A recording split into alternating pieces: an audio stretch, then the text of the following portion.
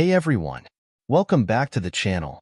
If you're like me, you've probably heard a weather forecast say something like, there's a 30% chance of rain, but have you ever wondered exactly what that means?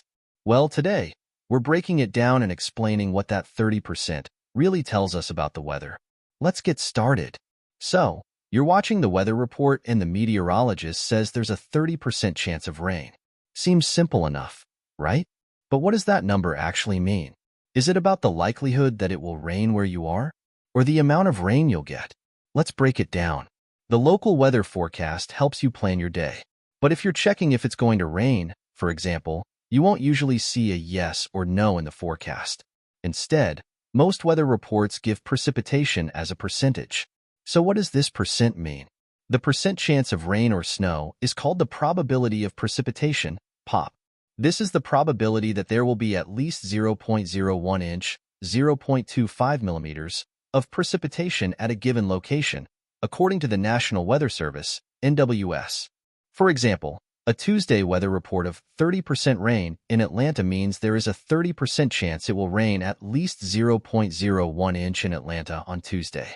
It does not mean that it will rain 30% of the day, or that 30% of Atlanta will see rain. Nor does it indicate how heavy the rain will be.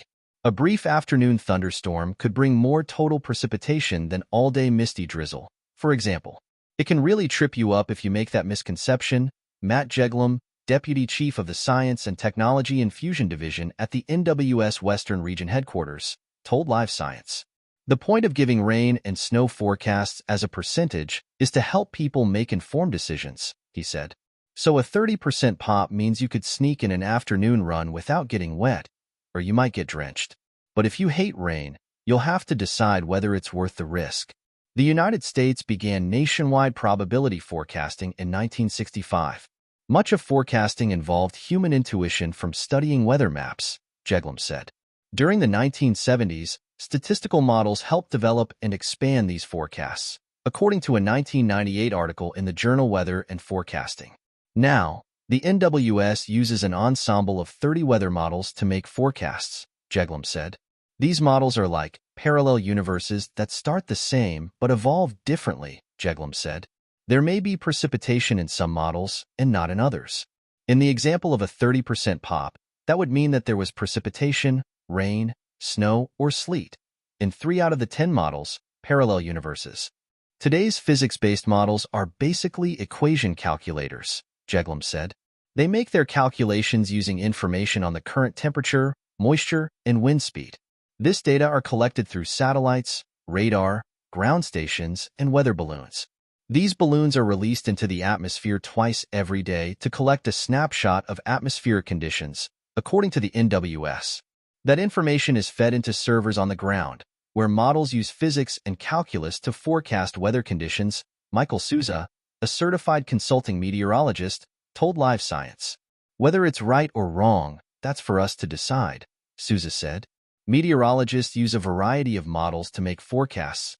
There is no one standard around the world, he said. So they must use their own scientific reasoning to determine which model predictions are more accurate.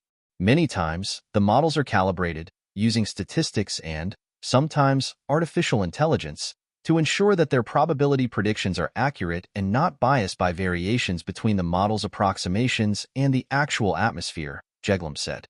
Even with these steps to ensure accuracy, the forecasts often change because of the dynamic nature of the atmosphere. Still, since the 1970s, models have provided meteorologists with huge gains in predicting weather multiple days in advance, Jeglum said. We have pretty good skill at answering will it rain or not, 5 or 7 days out, he said. Despite the stereotype that meteorologists aren't very good at their job, now you know exactly what a 30% chance of rain means when you hear it on the news. So next time you hear it, you'll be the weather expert in the room.